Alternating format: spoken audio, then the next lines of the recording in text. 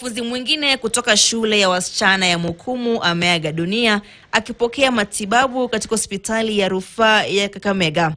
Dana Munyasya mwenye umri wa miaka 17, mwanafunzi wa kidato cha 4, alipelekwa hospitalini humo akiwa katika hali mbaya Jumapili iliyopita na kulazwa katika chumba cha wagonjwa mahututi kabla ya kuaga asubuhi ya kuamkia leo.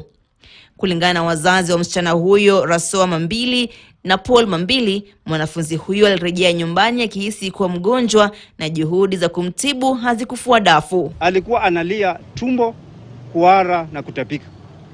Kukula kwake kulikuwa kidogo. Na Diana alikuwa mdhaifu. Hataki kuamuka.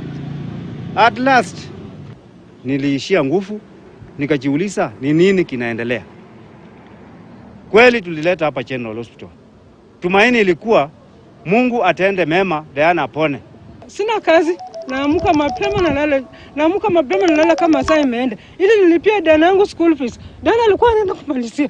Mimi nimeona uchungu kwa kupoteza Diana na alikuwa anaenda kumalizia. Na hata kuuliza Mukumu, mimi sina deni huko. Most painful is that a referral hospital of Kakamega County can lack a plastic bag.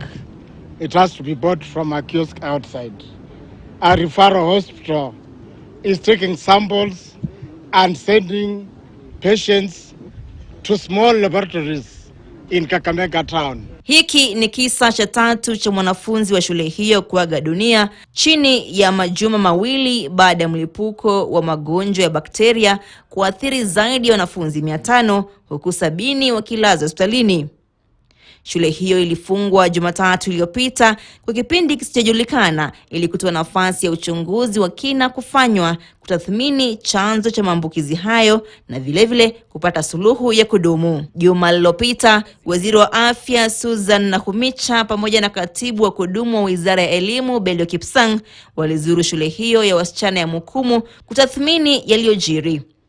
Sampuli zilichukuliwa na kupelekwa katika maabara ya KEMRI iliyoko huko Kisumu ambapo yalipatikana kuwa na maambukizi ya bakteria. Preliminary patient samples collected have tested positive for something called enterotoxic Escherichia coli, which is a bacteria. And also for Salmonella typhi, I think 4 of the samples tested positive for that. And amoebiasis, 3 of the samples tested positive for that. And these were tested at the KEMRI specialized laboratories in Kisumu. It is not worth to state that patient samples tested negative for cholera, which many people were suspecting that it could be the case.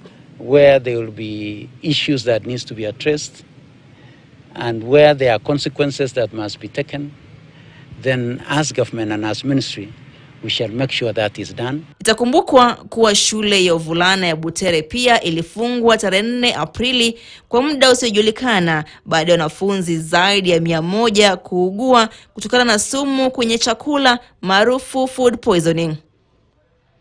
Beldena Waliaula, KTN News. Rais William Ruto leo amevunja kimya chake kuhusu kucheleweshwa kwa mishahara ya wafanyikazi wa umma ya mwezi uliopita.